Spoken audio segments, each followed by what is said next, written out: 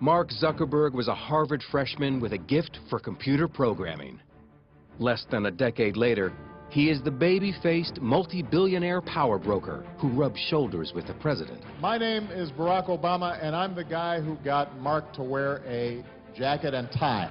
I think most people still haven't really digested the scale of Facebook or how quickly it's grown. The goal is obviously to get to ubiquity. I mean, Mark Zuckerberg wants everyone to be on this service. He transformed a dorm room project into the Internet's biggest global village. The site now has over 900 million users. You can't underestimate how driven Mark Zuckerberg really is. Zuckerberg is just as visionary as Steve Jobs. He's going to prove just as influential as Bill Gates.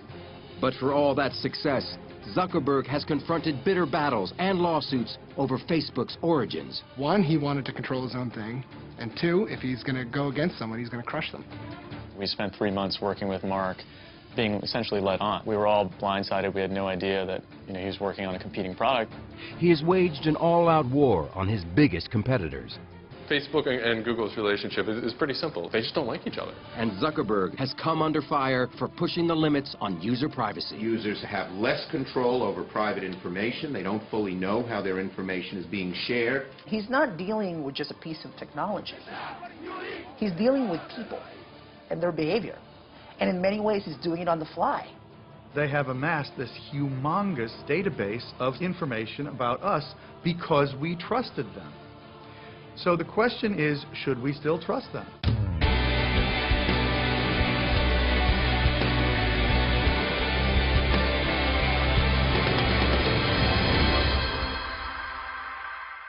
I think that the goal that we went into it with wasn't to make an online community, but sort of like a mirror for the real community that existed in real life. Mark Zuckerberg. We think we know him because we've seen his life unfold in the Oscar-winning movie The Social Network. The portrait was unsparing, a super geek, intense, cutthroat, brilliant, and socially crippled. I don't understand. Which part? But was it accurate? He's always had friends. He's a pretty social guy. I think the last time I checked, 879 friends on Facebook. This is the real Mark Zuckerberg in rarely seen footage shot at Facebook's first corporate headquarters by young filmmakers in 2005. What are we celebrating, Mark? It's got 3 million users. 3 million users. Yeah. And how long has Facebook been around? Not that long. A little more than a year. Like a little more than a year. At this point, yeah. While Zuckerberg pushes the envelope on user privacy, he opted out of participating in this program. In 2004, at the age of 19, he created Facebook.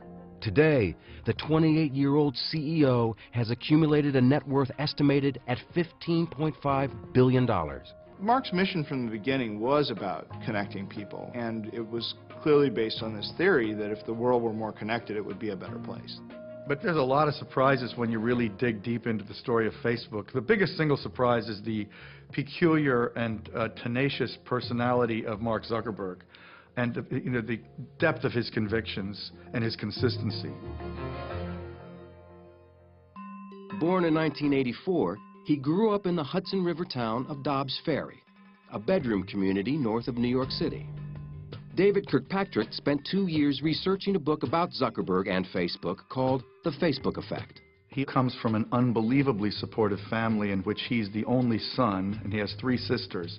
So he was kind of the prince, and in fact, I think his parents called him the prince, and he was treated accordingly. So this is a guy without any problem of self-confidence. Computer savvy from the start, Zuckerberg taught himself the complicated computer language C++, and by 9th grade had created a digital version of the board game Risk. Journalist Jose Antonio Vargas interviewed Zuckerberg for his New Yorker magazine profile. He actually created a thing called ZuckNet, which is an internal instant messaging system for the family so the computers could talk to each other. I mean, that's kind of the kid he was. When he got sort of tired of his local high school, he decided to go to Exeter prep school, really because he just wanted more challenge. It was at the exclusive Exeter Academy that Zuckerberg and his friend Adam D'Angelo created a music website called Synapse. It was intended to anticipate what your preferences might be. And it was very, very popular. Even before he started Facebook, he was fending off offers from Microsoft and others to buy Synapse for well over $1 million. Like a tech world version of an all-star athlete, big-name companies wanted to recruit him right out of Exeter. Again, Zuckerberg was unimpressed and chose instead to enter Harvard in 2002, where it wasn't long before he got himself in trouble. Zuckerberg hacked into the school's computers to collect images of students. Nicholas Carlson is deputy editor at BusinessInsider.com. You can sort of tell that he's a little bit of a troublemaker. He creates something called FaceMash his first year in Harvard, and it's a sort of hot or not for the Harvard community. And then it maintained an entire list of Harvard students and which ones were the most attractive, ranking them by hotness. Ellen McGirt interviewed Zuckerberg for Fast Company magazine. FaceMash worked in kind of a little bit of an icky way. It made people upset. Obviously, people felt mocked or exposed, and it was one of the first big experiences that Mark had with the privacy issues of the masses. Under pressure, Zuckerberg shut down the site. The Harvard Administration Board charged him with breaching security, violating copyrights, and violating individual privacy. But by then, FaceMash was a campus sensation. Zuckerberg had seen his future. At the same time of getting trouble for building this mischievous web tool, he built a mischievous web tool that was really popular. I imagine that he had a couple of sleepless nights worrying about how bad this thing was going to be, and was relieved when it all blew over, but was also incredibly curious about what he could then make next. If you're a genius with genius friends sitting in a dorm room, suddenly the world looks like a big, happy, open place if you can just get into that database. At the time, the technology landscape was changing dramatically. Brad Stone is a senior writer at Bloomberg Businessweek. The internet was really a much different world back in 2004. Friendster really demonstrates that a social network needs to have technical chops. The site goes down all the time, it's unreliable. MySpace also, it's full of ads, it's very distracting. It also begins to have technical instability. At Harvard, Zuckerberg met classmate and future business partner Eduardo Saverin. Author Ben Mesrick is one of the few to have interviewed Saverin about the early days of Facebook.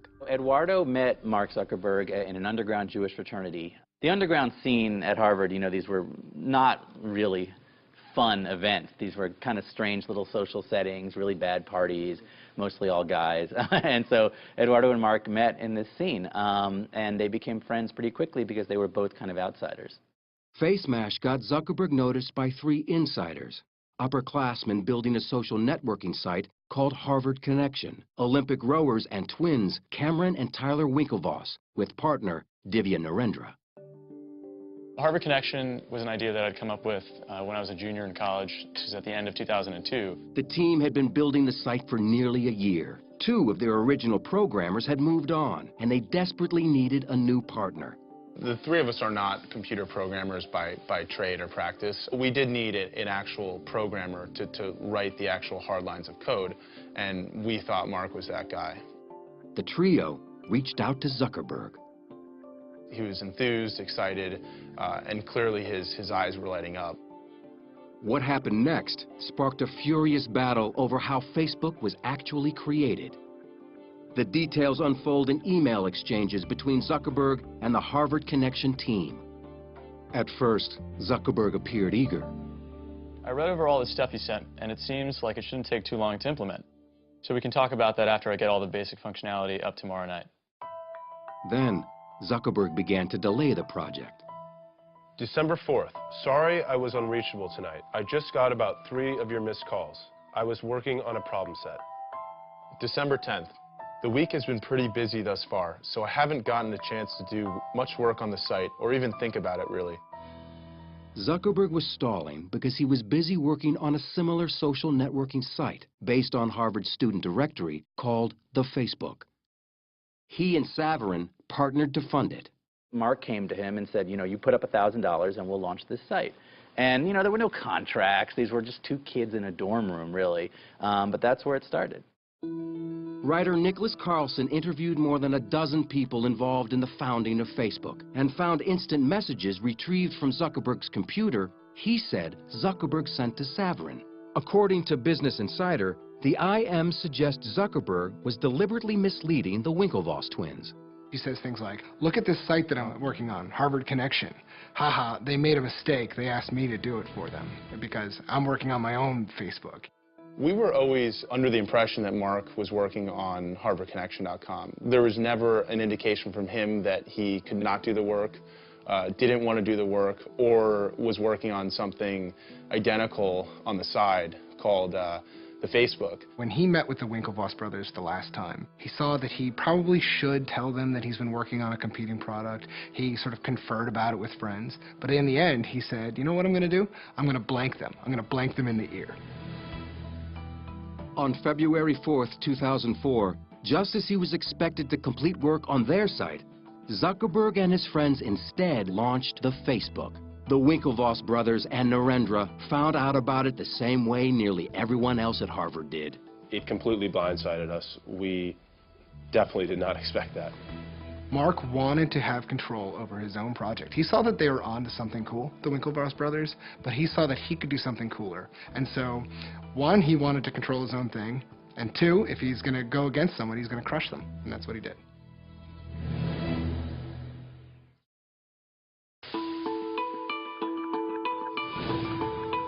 Mark Zuckerberg's new Harvard-based social networking site, the Facebook, was mired in controversy from the start. Just days after he launched it in February of 2004, the Winklevoss twins and Divya Narendra sent him a letter to cease and desist. In a nutshell, our complaint against Mark Zuckerberg is fraud, unjust enrichment, and breach of contract. Zuckerberg responded with a letter denying any wrongdoing, claiming his site was a separate venture and used none of the same code. The Winklevoss twins and Narendra would later appeal a $65 million settlement with Facebook. They lost in federal court, but that settlement could now be worth $200 million. But none of the vicious legal wrangling slowed the incredible momentum of the Facebook. At that point, my roommates were kind of like, you know, this is pretty cool. Like, I bet this would work at other schools. So we launched it at Columbia, Yale, and Stanford. And within a couple of weeks, each of those three schools also like had thousands of users. So we're like, all right, this is pretty sweet. Like, let's just go all out and see how many schools we can launch this at as quickly as possible. About this point in time, they started to take meetings with venture capitalists and with bigger advertisers. And this is all kind of Eduardo's doing. They got a pretty early deal with Visa, and they had a deal with American Express. They had a number of advertisers that came and went. Then record companies started getting interested, and they began to get some pretty good revenue from the music industry. Enter Sean Parker, who had his own connection to the music business. On a trip to New York, Zuckerberg and his partner, Eduardo Saverin, had dinner with the 24-year-old co-founder of Napster. The seasoned entrepreneur and a truly creative individual, an extraordinarily interesting person who had worked his way into a network in the Valley that is just to die for, particularly at that point. For Zuckerberg, Parker was a hero and a role model. Partner Saverin didn't agree. Eduardo did not think highly of Sean from the very beginning. He thought that Sean was a snake oil salesman, that they didn't need Sean, that Sean talked a big game but was living out of a duffel bag and had been kicked out of 2 companies. In the summer of 2004, with Saverin remaining on the East Coast, Zuckerberg left Harvard. We came out to Palo Alto for the summer just to hang out because Palo Alto is kind of this mythical place where, you know, all the startups come from, and got ready to launch it at another 150 schools when the year started. One of the things that Mark did that was very smart by going to Palo Alto was to actually enter the petri dish of entrepreneurialism, particularly for new technologies. Zuckerberg and his friends moved into a large frame house with a swimming pool, and he reconnected with Sean Parker, who later became Zuckerberg's roommate. He was the adult supervision. He's the guy who showed them how things are done in Silicon Valley. He's the one who showed them how to meet investors, how to negotiate with them, who to hire. Mark has told me stories of just all of the guys coding late at night around dining room tables and eating chicken McNuggets and cereal. And there's partying going on. Sean Parker is bringing them around to the different kind of cool Silicon Valley hotspots. And meanwhile, the website is growing astronomically fast. I mean, there's a 1 million-member party by December of that year. During this time, Parker gave Zuckerberg some shrewd advice he took to heart. He sort of looked at him and said, you need to be the founder of this thing, and you need to be the CEO forever. You know, you can't turn this over to investors. And Mark is able to negotiate a series of increasingly important investment deals that do two things. One, allow him enough operating cash to hire some of the smartest engineers in the business, and two, help him retain majority control in the company. But tensions began to grow with Zuckerberg's original partner, Eduardo Saverin, who remained on the East Coast. Eduardo felt that, he was the business head of the company and he was no longer being treated that way. Mark and Sean were taking meetings all over California. They were meeting with venture capitalists, and they were kind of ignoring Eduardo. He retaliated. Eduardo froze the bank accounts to try and get Mark's attention, and Mark and Sean began to sort of figure out a way to build the company without Eduardo. Zuckerberg responded and froze Saverin out. Eduardo was removed from the company masthead, and he essentially became a non-entity. He became a non-person. He was thrown out, and he became very upset.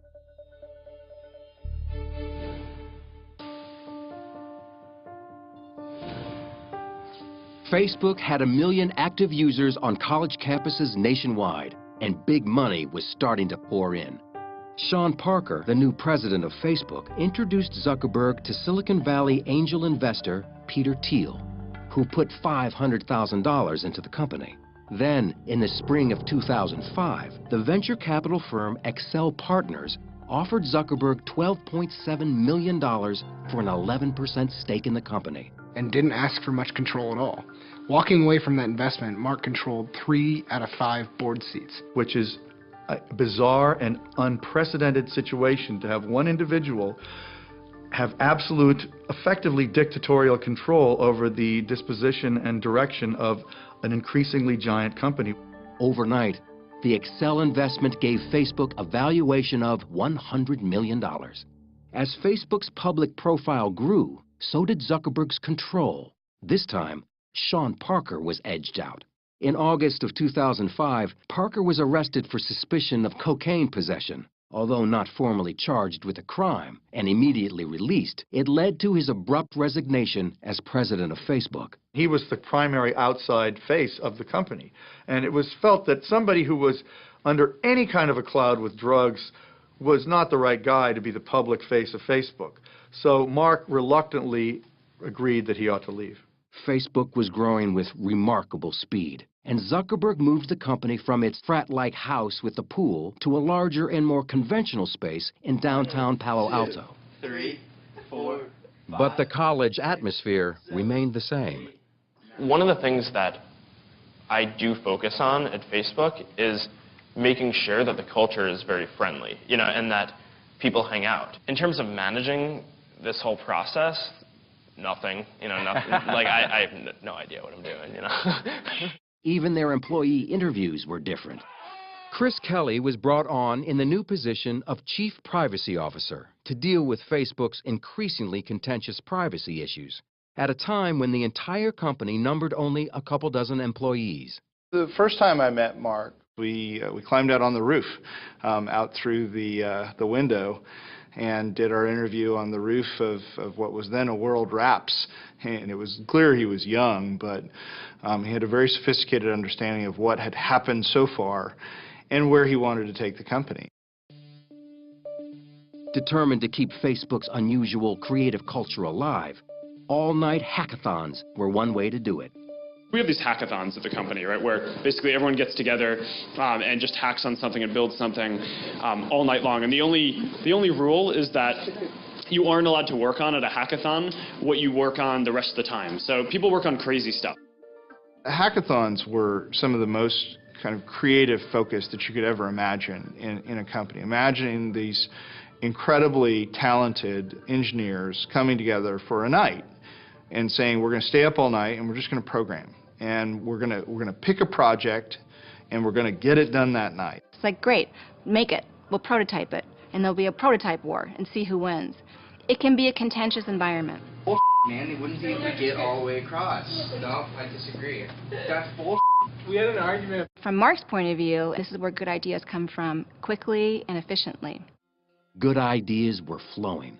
Zuckerberg then made a change that would give Facebook a sudden and dramatic boost, allowing people to identify or tag themselves and their friends in photographs. That was a huge, huge change that led to massive new use of Facebook, and photos became very rapidly by far the most used part of Facebook and became the single biggest driver of its growth. That growth continued in one direction, up. According to Facebook's internal tracking, its user base had shot to 5.5 million users in less than 2 years.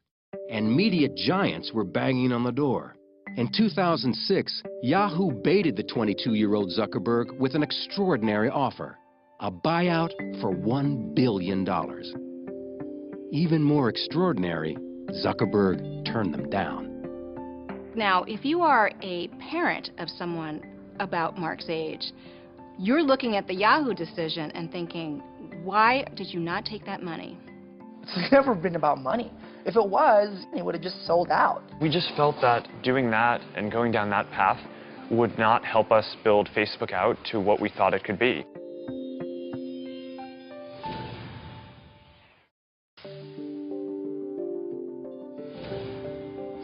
In 2006, Mark Zuckerberg rejected a $1 billion pitch from Yahoo when MTV pushed the ante even higher. Michael J. Wolff was CEO of MTV Networks. Mark had taken me on a walk around Palo Alto and shown me his apartment. And afterwards, we sat down for lunch, and I told him we'd be willing to pay as much as $1.5 billion to buy Facebook outright. His answer was, I think it's worth a lot more. And besides, you've seen my apartment. I don't really need that kind of money. And at the same time, I may never have an idea as good as this one. So I'm not that interested in selling. There was internal strife around it, no question. There were a lot of people who wanted to sell. Ultimately, Mark decided to turn down the offers. Zuckerberg wasn't ready to sell because he had some ideas that he thought would make Facebook even more popular. One of them was called Newsfeed, a kind of real-time wire service of updates about what users were up to. Newsfeed is what everybody is doing at that point, or what they're posting, what they're linking to, the world that they live in, which is really what a newspaper is, right? It's a living, breathing newspaper of people around you. But many Facebook users thought that newspaper sent out too much information and violated their privacy. 750,000 of them launched an online protest. To say that it was unpopular at first is a dramatic understatement. They were under siege at the office. They couldn't leave. They were surrounded by news trucks. Almost 10% of our user base at the time joined the Students Against Facebook Newsfeed group. Zuckerberg was forced to apologize. He wrote his apology note himself. It was probably a good learning experience. When Facebook changed some of the privacy controls, it was an overstep. I do think he takes those seriously, but I do think that he's willing to continue to overstep for the purpose of making a product that he wants to make. The apology was not a surrender. Zuckerberg was sure that users would get used to this new level of sharing, and he turned out to be right. After tweaking Newsfeed, it became one of the most popular elements of the Facebook experience. It just happened that the first time I ever met Mark was 2 days after that happened. And I can tell you, even though his members were in open revolt, he was not the slightest bit flustered. He had complete confidence that everything was going to work out all right. Zuckerberg decided it was time to take Facebook beyond its college roots and introduce it to the general public. The response was stunning. Membership doubled, shooting up to 12 million by 2006. Zuckerberg radically altered the Facebook experience again, when for the first time the 23-year-old CEO invited programmers from around the world to develop apps for Facebook. It was another turning point, expanding Facebook from an insular world of information to a platform. And it was like the gold rush. You know, you open up this wonderful platform and in comes every kind of developer with every kind of idea, from video sharing to games to things that blinked to things that turned into, you know, ballerinos and hippos and just every kind of fun, wonderful thing. The platform companies or the operating system companies always do the best. I mean, think of Microsoft. You know, it had this ubiquitous Windows platform, and all these other companies wrote programs for Windows. You know, Facebook's really trying to create itself in that model. And in 2007, Microsoft itself entered the picture, this time with a deal Zuckerberg couldn't turn down. And for the first time, the world got a glimpse of what Facebook may really be worth. By the time people were finally getting used to the idea that anyone would pay $1 billion for Facebook, Microsoft comes along and pays $250 million for 1.6% of the company. It was outrageous. It valued the company at $15 billion.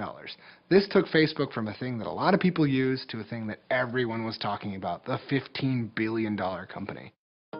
But for a $15 billion company, Facebook was only making a meager $30 million in profits. To remedy that, Zuckerberg announced a sweeping new advertising system in the fall of 2007. One part of it let companies set up their own Facebook pages and advertise using social ads.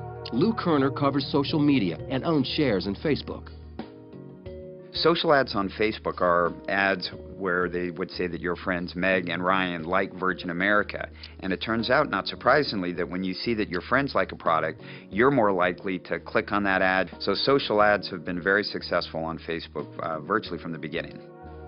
But another part of Facebook's new advertising plan, Beacon, gave users far more than they wanted, and they let Zuckerberg know about it. Zuckerberg's made a lot of mistakes. The next mistake, which was a really big one, was Beacon. You go to a third-party e-commerce site and you buy something, and unless you tell it not to really quickly, it's going to go back and tell all your friends that you just bought a diamond engagement ring. And obviously, you know, that sort of secret revealing can cause a lot of trouble. There was the great rallying cry that Facebook ruined Christmas because suddenly everyone's purchases were being broadcast to their entire network. Zuckerberg really tried to defend it for a while. It took him a while to realize how wrong it was. On December 5th, 2007, Zuckerberg made another apology. He had overreached yet again. But as with previous mistakes, it wouldn't really matter. Facebook was just too popular. And it wasn't long before Zuckerberg was loosening up the network's privacy controls one more time.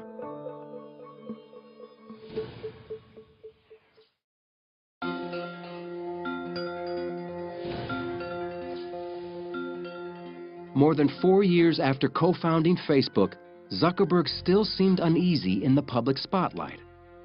What's your next thing you're going to do? Get bought? No. None of these rumors are true, right? You know, this is making me feel very uncomfortable. All right. By 2009, rumors were indeed swirling that Facebook would go public. Instead, Zuckerberg took money from a new investor. Yuri Milner, CEO of the Russian internet investment firm Digital Sky Technologies, offered a $200 million deal for just 1.9% of the company. Deals of that size are kind of never easy. There's a lot of back and forth. This deal was about the vision that we shared, how big this company can get. Everything else was sort of secondary. Milner's investment allowed Facebook to continue to expand, and it kept the development of the company firmly in the hands of its founder. Zuckerberg knew that pushing Facebook advertising even further was the key to continued growth. For years, Zuckerberg believed that Facebook was in a unique position. Today, even with the most advanced advertising systems that exist, they only have estimates of what someone's gender might be, or what someone's age might be, or what they might be interested in. But on Facebook, we know exactly what gender someone is, and exactly how old they are, and exactly what they're interested in. Jeremy Smith is Chief Strategy Officer for Second Market, a company that brokers shares in privately held companies which cannot yet be traded on the public market. What makes Facebook so desirable from the perspective of advertisers is that they are able to accumulate information on their users like nobody else. The funny thing is, the users don't really view it as data. It's themselves. It's their information. It's their lives that they're putting on there. But as far as advertisers are concerned, it is the holy grail of data. Pushing the boundaries of that holy grail of data was about to get Zuckerberg in trouble again. In December 2009, he revamped the privacy settings for Facebook's then 350 million users. Unless users individually restored their settings, previously private information was now available to everyone on the internet. Many people just sort of took that default and somewhat inadvertently allowed a lot of their information to become public. And many privacy advocates believe that they didn't explain that or disclose it sufficiently. A firestorm of complaints from users and consumer groups forced Zuckerberg to backtrack again, sparking concerns in Congress. We are here today to urge Facebook's creator and CEO, Mark Zuckerberg, to revisit this new policy as soon as possible. We believe Facebook should reverse its policy to begin exploring guidelines so users know upfront what's happening. Adding fuel to the fire was the surfacing of still more instant messages.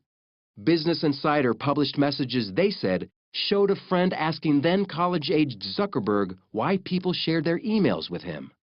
Zuckerberg's response was curt and profane. You know, I mean, I asked him point blank about it, and he was very embarrassed by the fact that he had sent these IMs.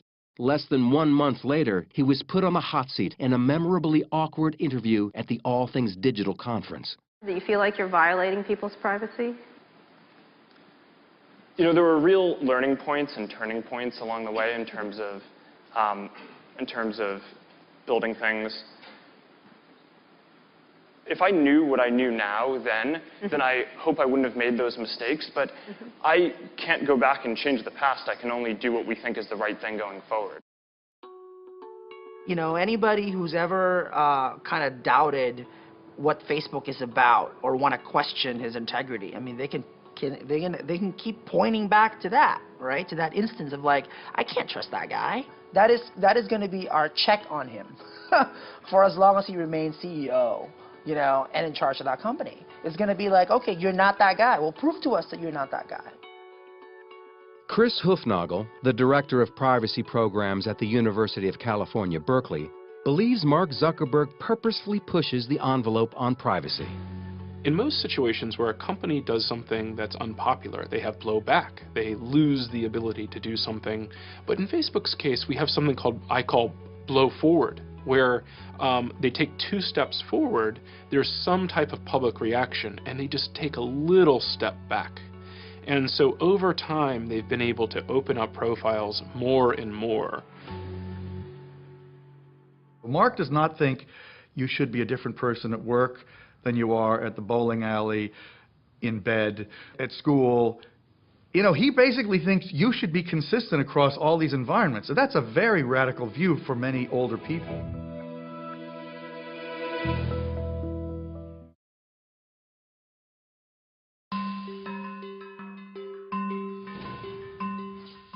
By the time Mark Zuckerberg turned 25 in 2009, he had accumulated so much notoriety, wealth, and power that author Ben Mezrich had written a book about him and the founding of Facebook. This story started for me at an email I received just out of the blue to my website, and Eduardo Saverin was angry. He wanted to tell his story. He had co-founded Facebook with Mark Zuckerberg, and then he said had been kicked out of the company, and he felt betrayed, and he wanted to talk. Saverin talked to Mezrich for 6 months about a lawsuit he'd filed against his former Harvard classmate for diluting Saverin's share of the company. According to Mezrich, Facebook found out Eduardo was talking to him. And they essentially settled with Eduardo. Nobody knows for sure what happened, but what I've heard is he got 5% of Facebook, and he had to sign an agreement that said he would never speak to Ben Mezrich again. But Mezrich already had enough material for his book. My proposal had leaked out on the web. Aaron Sorkin saw it. Scott Rudin saw it. So Sorkin immediately signed on to write the screenplay, and everything happened very quickly from there. The pre-release publicity surrounding the movie also seemed to force Zuckerberg to go on a PR offensive. The previously press-shy Zuckerberg was suddenly everywhere. If you build something great, that's what people care about. When people don't care about what someone says about you in a movie. He gave Oprah a tour of his house in 2010 and announced on her show a $100 million donation to public schools in Newark, New Jersey. $100 million.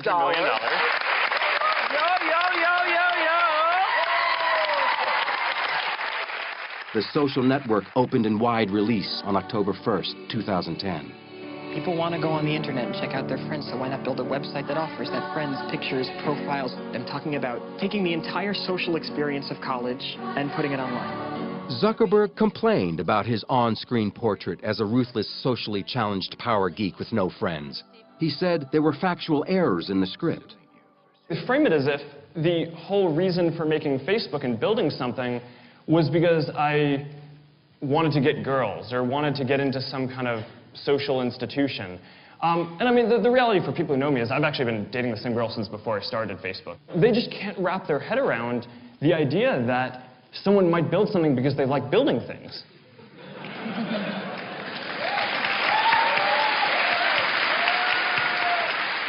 Though he initially said he wouldn't see the movie, Zuckerberg ended up taking his entire staff to it. He even showed up on Saturday Night Live. You ever end up seeing the film, the Social Network? Yeah, I did. Cool. Oh, thanks. And what did you think? It was interesting. Thank you to the Hollywood Foreign Press for this extraordinary honor. The Social Network won a Golden Globe Award for Best Dramatic Picture, as well as 3 Academy Awards. First Tunisia, now Egypt. What's next? But to an increasing number of people around the world, Facebook wasn't just a Hollywood movie. It was affecting real life.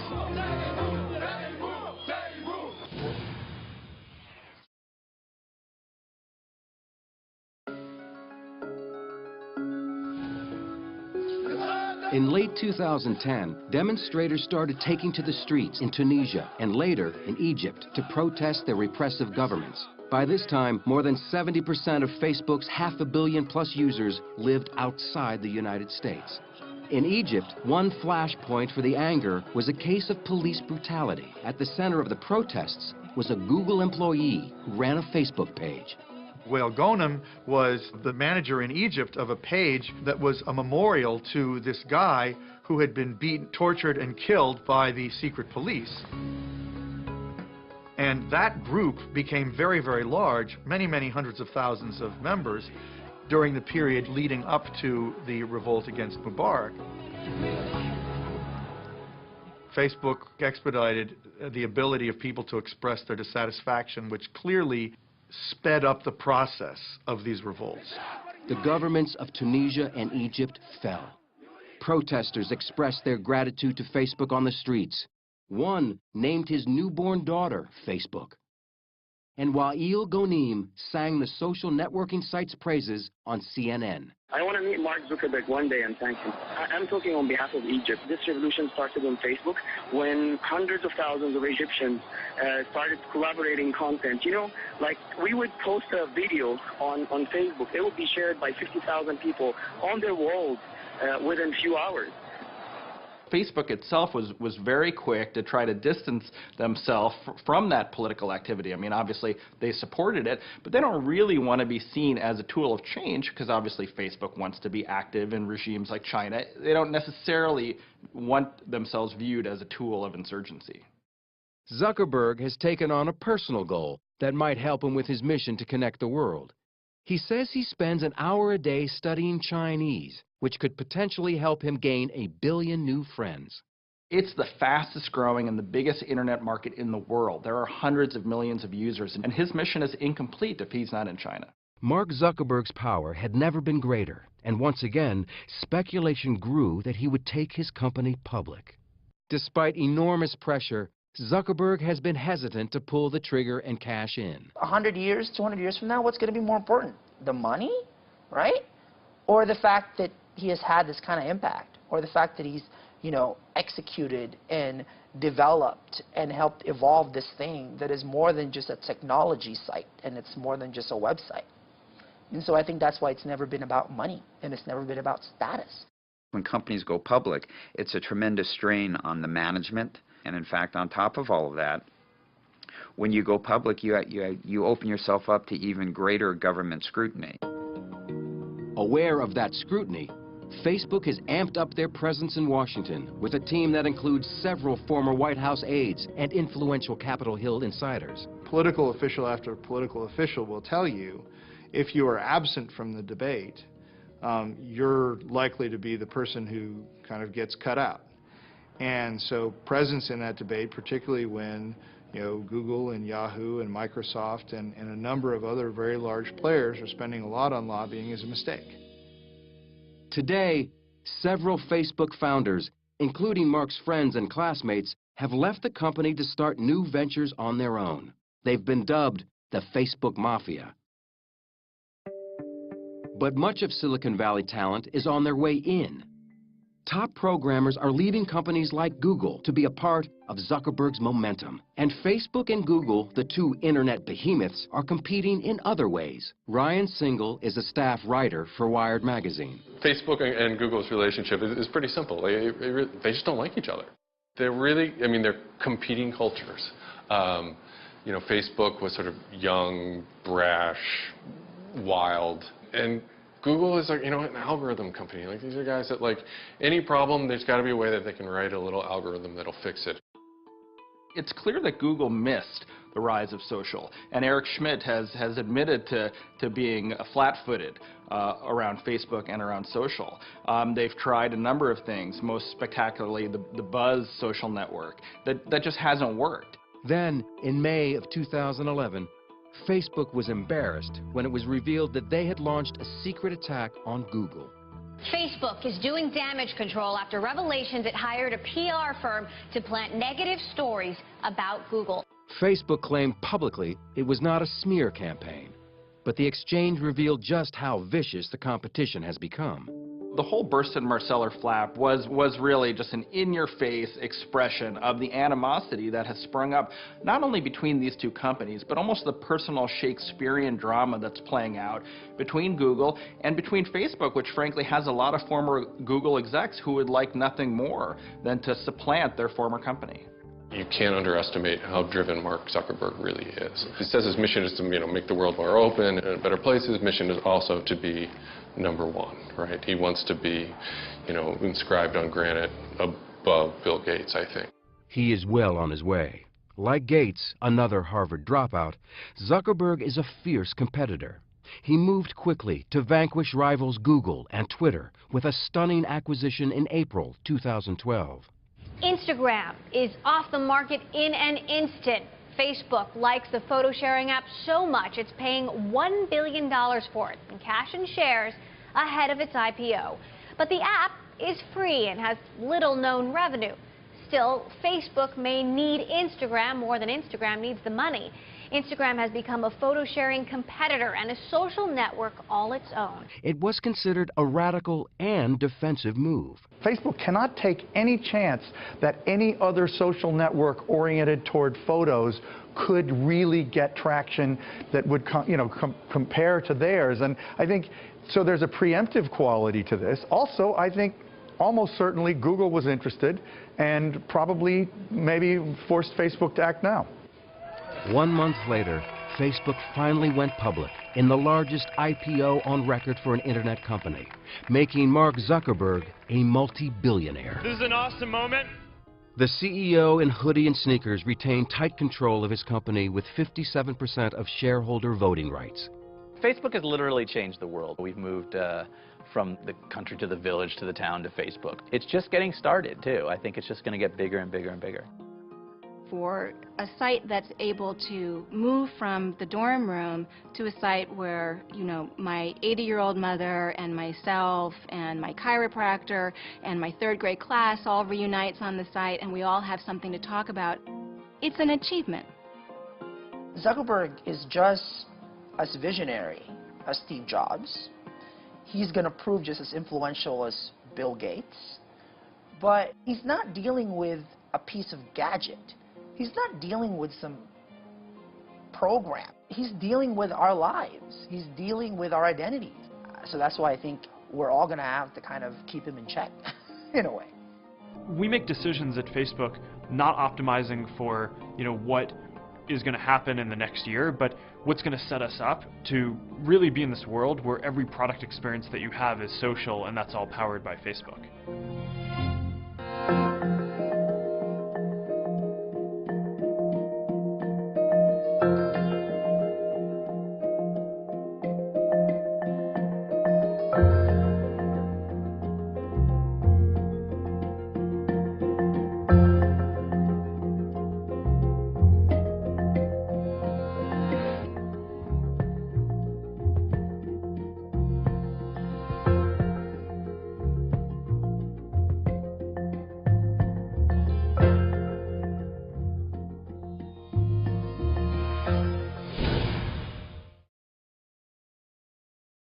Personality of Mark Zuckerberg and the depth of his convictions and his consistency.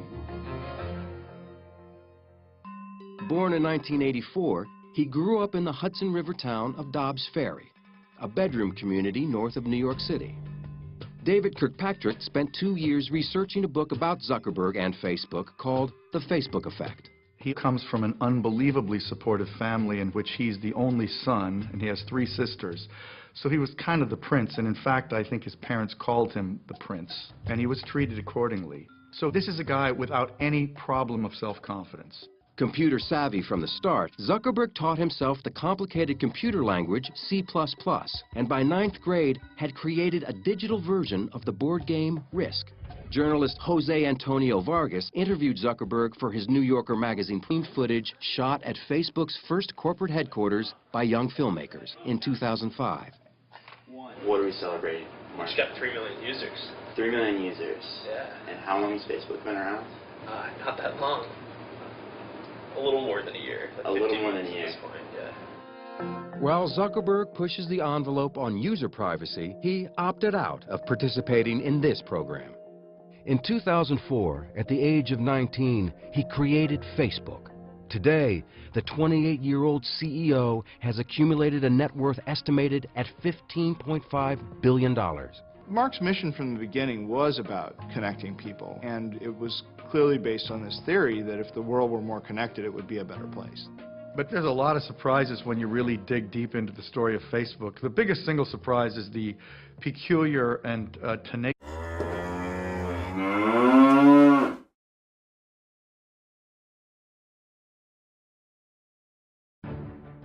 Mark Zuckerberg was a Harvard freshman with a gift for computer programming. Less than a decade later, he is the baby-faced, multi-billionaire power broker who rubs shoulders with the president. My name is Barack Obama, and I'm the guy who got Mark to wear a jacket and tie. I think most people still haven't really digested the scale of Facebook or how quickly it's grown. The goal is obviously to get to ubiquity. I mean, Mark Zuckerberg wants everyone to be on this service. He transformed a dorm room project into the internet's biggest global village. The site now has over 900 million users. You can't underestimate how driven Mark Zuckerberg really is. Zuckerberg is just as visionary as Steve Jobs. He's going to them. So the question is, should we still trust them?